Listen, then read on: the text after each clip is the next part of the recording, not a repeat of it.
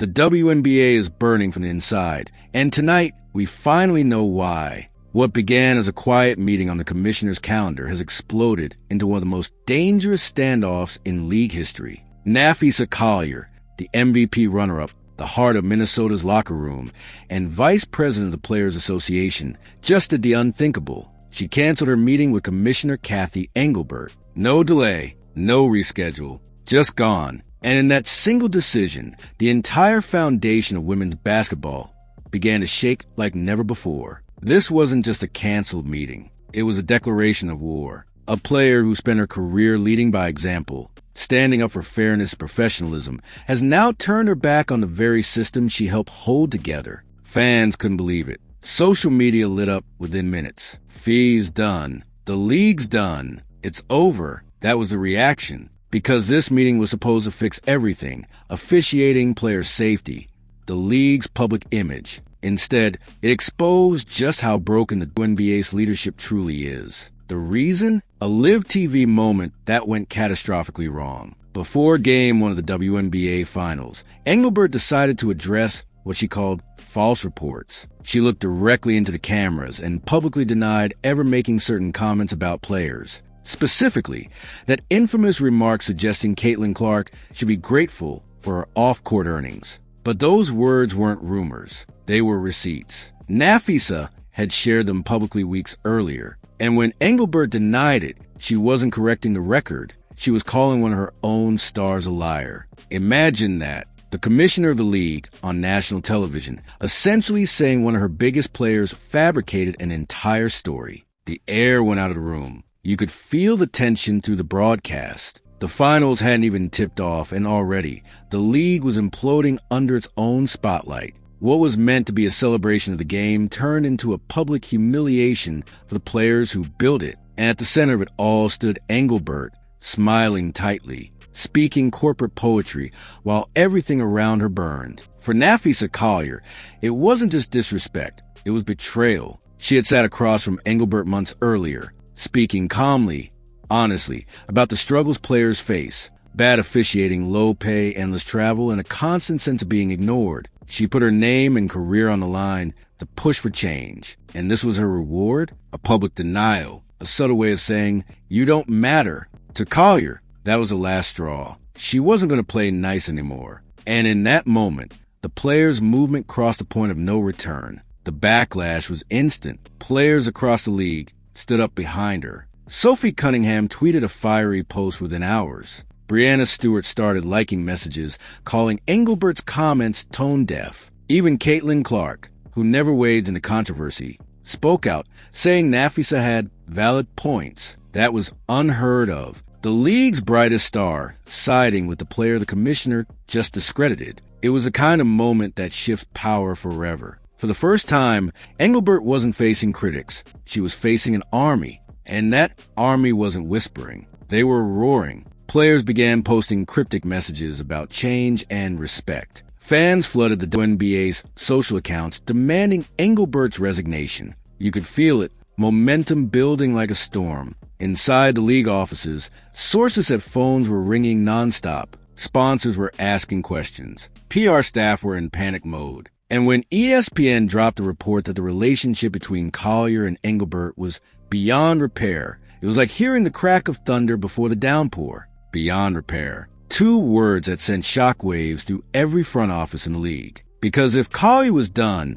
that meant the Players Association was done. She's a VP, the bridge between players and management. Without her, there's no dialogue, no trust, no progress. And with the collective bargaining agreement expiring in weeks, that silence could turn into something catastrophic. Insiders began whispering the unthinkable. If the standoff continues, there might not even be a 2026 WNBA season. The numbers don't lie. No trust means no talks. No talks mean no deal. And no deal means no league. That's how close this meltdown has come to total collapse. It's like watching a Jenga tower sway while everyone hold their breath. Every day without communication pushes the WNBA closer to a lockout. Players could be barred from training. TV contracts could freeze. Sponsors could pull out overnight. And all of it, every inch of progress made since Caitlin Clark's arrival, could vanish because one executive couldn't swallow her pride. Fans are calling it the fastest self-destruction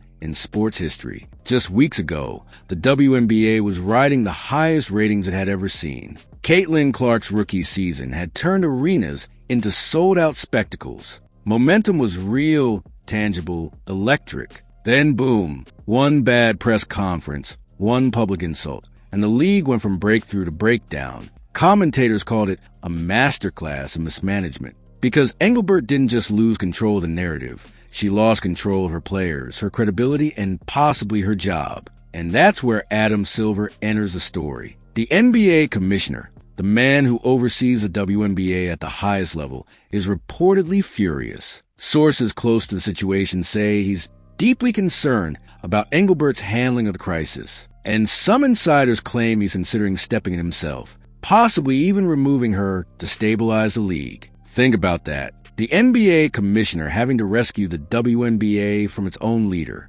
It's not just embarrassing, it's historic. A moment that could redefine who truly runs women's basketball. Behind the scenes, players know exactly what this means. They've seen Engelbert dodge accountability before. When they asked for charter flights, she said, "We're looking into it." When they demanded fair officiating, she promised better training. Every answer was a corporate deflection. But this time, it's different. This isn't about PR. It's about survival. Nafisa's cancellation wasn't a tantrum. It was strategy, a message to the league that the players aren't begging anymore. They're done waiting for empty promises. And while chaos consumes the WNBA, another league is quietly waiting in the shadows, unrivaled. The off-season league built by Nafisa Collier and Breanna Stewart is no longer just a side project. It's a lifeboat. If the WNBA collapses on the lockout, Unrivaled is ready to step in. Sponsors, facilities, cameras, everything. The league could launch tomorrow.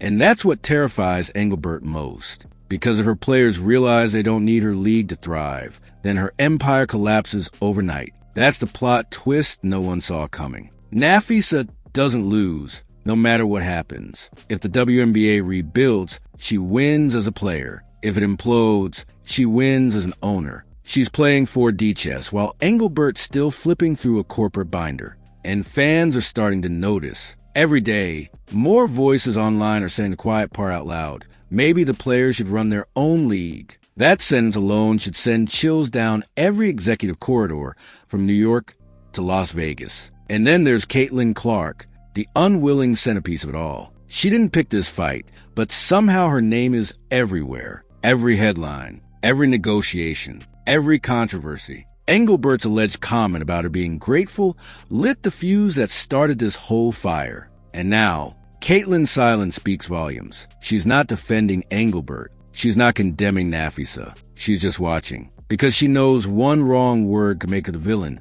or the savior of the entire WNBA. That's how fragile this moment is. One press release, one tweet, one quote could shift the balance of power completely. The league is teetering on the edge of a total player revolt, and fans are choosing sides. Some blame Engelbert for corporate arrogance. Others say players have gone too far. But deep down, everyone knows the truth. This isn't just about one disagreement. It's about years of tension finally exploding into the open. The players are tired of being silenced, and Engelbert just handed them the microphone. Her leadership has become a punchline. Critics describe her as a PowerPoint commissioner, someone who treats basketball like a quarterly earnings report. And the players see it too. They're not corporate assets. They're athletes fighting for respect. When they call out officiating issues, they're not whining. They're begging for fairness. When they talk about travel fatigue, they're not being dramatic. They're trying to survive. But Engelbert's inability to listen has turned minor problems into full-blown revolts. And now, she's running out of allies. Even ownership groups are getting nervous. They see what's happening to ticket sales, to fan trust, to the league's image. They know that every minute Engelbert stays in power is another dent in the brand. Rumors say several owners have already reached out to Adam Silver privately, asking for her removal. And if he decides to act, it won't just be to protect players. It'll be to protect the league's survival. Meanwhile, fans can't look away. This isn't basketball news anymore. It's drama on a scale no one expected. The finals were supposed to be about rivalries, championships, and history. Instead, It became a reality show about leadership failure. And the worst part? The players warned us. They've been sounding the alarm for months, begging for reform. But no one in charge listened until it was too late. Now, the only question left is, can the WNBA still be saved? Because make no mistake, the damage is real. Sponsors are hesitating. Networks are reconsidering. Players are preparing for the worst. A lockout isn't just a headline. It's a financial bomb. No games mean no paychecks, no visibility, no progress. And yet in the chaos, there's a strange sense of power in the players' silence. They realize something revolutionary.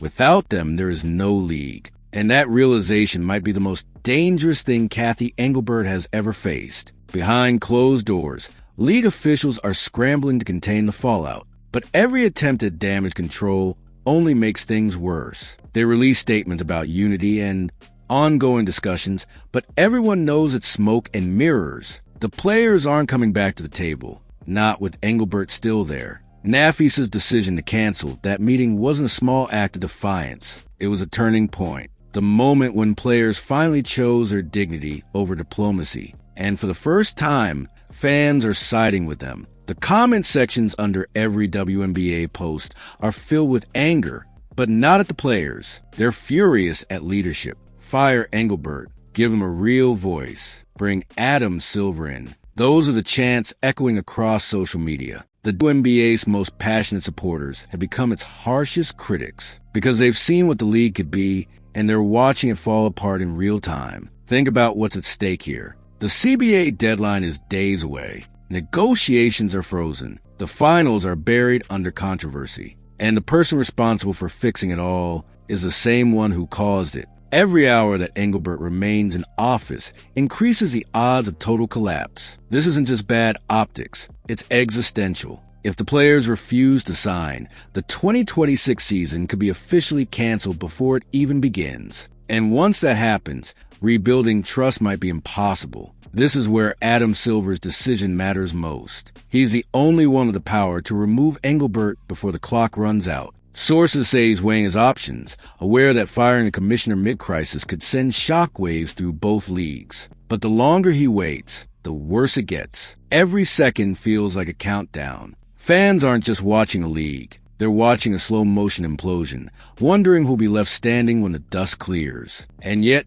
beneath the chaos, there's an undeniable truth. The players have already won something. They've united like never before. For years, they were told to stay quiet, to play nice, to be grateful. But now they've found their voice, and they're not giving it back. Nafisa Collier might have canceled a meeting, but in doing so, she started a movement that's no longer asking for change. It's demanding it, loudly, publicly, fearlessly. If Engelbert falls, it won't just be a firing, it'll be a revolution. A statement that players can't be silenced, that their voices shape the league's destiny. And if she somehow survives, the scars from this scandal will follow the WNBA for years. Either way, history is being written right now, in real time, and everyone watching can feel it. This isn't just another off-court drama. It's the kind of power struggle that defines eras. So where does this story go next? Maybe Adam Silver steps in, replaces Engelbert,